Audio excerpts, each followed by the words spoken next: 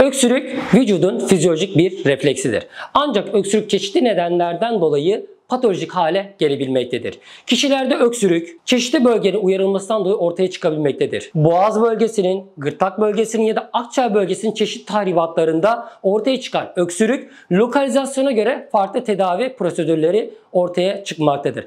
Ancak kişilerde öksürük bir haftadan uzun sürdüğü zaman mutlak surette hekimine başvurması, bu doğrultuda gerekli tetkiklerin yapılıp tedavilerin ayarlanması gerekmektedir. Zira geç kalınmış öksürükte tedavisi daha zor basamaklar ortaya çıkacaktır.